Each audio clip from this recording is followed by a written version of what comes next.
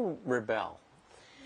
I mean, there's got to be some rebellion in there. We all do it. Yeah, you know, maybe sometimes, I don't know, I try to be, I'm not obviously the perfect daughter, but I try to be good. I don't usually rebel too much. Sometimes, you know, my mom will be like, oh, you know, go put away the dishes or clean your room this weekend.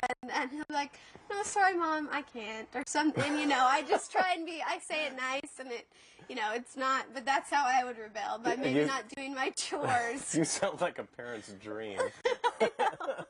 I mean, you're not out carousing till all hours of the night, and you go to school and you get good grades. Yes. And speaking of that, what are your plans for after high school? You're a junior now, correct? Yes, I'm a junior. I would really love to be, I always actually wanted to be a physical therapist with cystic fibrosis children. But having cystic fibrosis myself, it's not always recommended to be around other children with it. And why is that? Because they could have, for example, they could have Pseudomonas, which is it's a bacteria in your lungs that can greatly affect you. And it's very, if I'm around someone else who has it, I could catch it easier.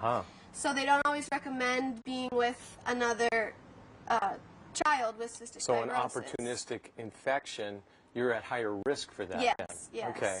So I guess you're going to alter your plans then. Yes, I think I'd like to be a teacher after high school. So, yeah. Now, where did you get that idea? Actually, all my aunts, all my uncles, my mom, and a couple other people that I'm close with are teachers. So it kind of, I'm just around teachers, and I love hanging out with kids. I babysit, so it runs in the family, and so okay. Well, there's a natural thing there for you. That's really great. What college do you think you might try to attend? I'm not sure. I've been thinking about a bunch of different colleges. You know, junior year, like you don't really know yet. But I think I'm pretty sure I'm going to go to Moore Park for 2 years and then transfer somewhere, just because I don't want to be too far away from home. Although I want to be independent. But. Right. Well, that's nice. Yeah. Now, I understand you did a video at one time when you were younger about cystic fibrosis. Yes. It was with a doctor, and we did a bunch of different breathing exercises, and it was kind of like an instructional video, and it was fun, and I remember I had to blow up a balloon. It was little fun things like that kind of shows you maybe how I don't have as much breath, I guess, to blow up a balloon as other people would, or stuff like that. And we played this, there's a game, and I would blow into this little tube, and it would go into the computer, and it would make this race car driver move, and I had to get him to move to the finish line. It was just interesting. I'll always remember that, because it helped it showed my breathing exercise, but it was weird it was fun. It was fun for me, but it showed other people about my breathing. Yeah, and this video is probably available through the Cystic Fibrosis Association? Yes, you could probably, if you wanted an instructional video, there's different ones. I'm in one. They have a bunch of videos that I've gotten from other people as well, so. Okay. Well, what we'll do for the audience is we'll try to find the website for that, and we'll put a link on my website, which is www.humansguide.com. So you've been a child all your life through this, and then you've entered your adolescent years, where you're becoming a young woman. I imagine now you're dating. Yes. Actually, it's difficult, because sometimes, you know, I don't necessarily want to open up and be like, oh, hi, I'm Sam, I have cystic fibrosis, you know, to maybe someone I like. So actually, I think my last boyfriend, I don't think he even knew I had cystic fibrosis. You never even mentioned it. I never even mentioned it. It's just, sometimes I just don't feel like, people don't necessarily treat me different, but they're like, I think it's always to me, I think it's always in the back of their mind, and they're like, oh, she has cystic fibrosis, maybe she can't do this or this. So sometimes I don't necessarily tell people about it. Sure. Yeah. And you know, your ability to handle it with yourself is remarkable. I mean, you really should be applauded. Because you know, you're so well adjusted. You could easily be an angry young lady, and you know, why me?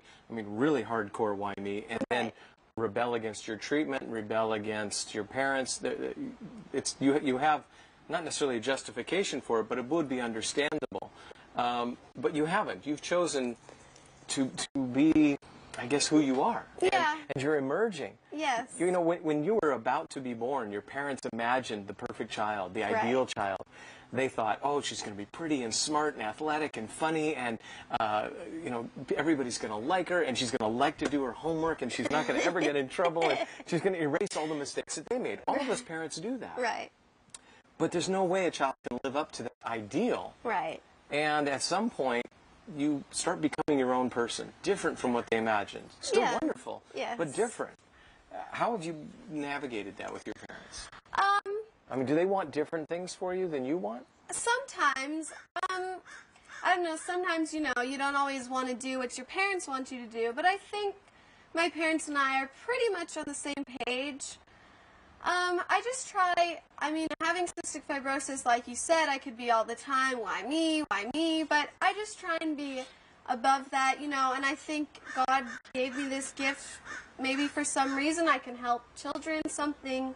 That is an excellent way to view it. Yeah. That is you are an inspiration. Thank you. And I'm sure that the people watching are just falling in love with you.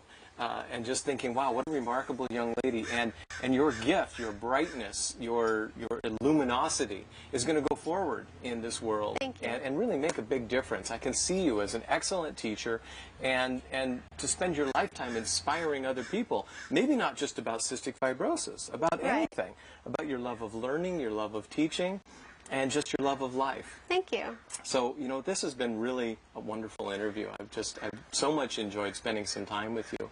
And maybe sometime in the future we could talk to some of your friends and get together, maybe a group, and talk together about, you know, other challenges that other teenagers that you know with cystic fibrosis have. Yeah, that would be great. Good. Is there anything else that you wanted to say or any piece of information we didn't cover, you think? No, I think it's pretty good. I mean, cystic fibrosis can sometimes be hard, but like I said, I try and look at it better, like as a gift, and you know, you just have to make sure I do my treatments and everything, and I should be fine. And you know, also, a lot of people, you know, if they don't know me, they think, oh, you know, she's different, she can't do stuff, but just a normal teenage kid, you know. And you have some challenges. Yes. So you set limits and boundaries. Yes. With your friends and say, if you're going to be my friend, you're going to have to accept that I can't be as spontaneous as you. Exactly. But I'm still going to have a lot of fun. Yes. Is there anything that you can't do? No, I don't believe so, no.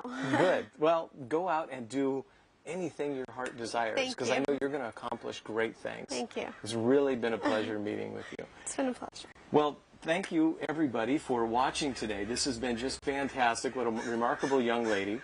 If you'd like to learn more about cystic fibrosis, we're going to make a link on my website, www.humansguide.com. It's spelled just the way it sounds, HUMANSGUIDE.com. And if you want to reach me by telephone, it's 805-794-7270. Okay? Well, take care, and God bless. Thank you.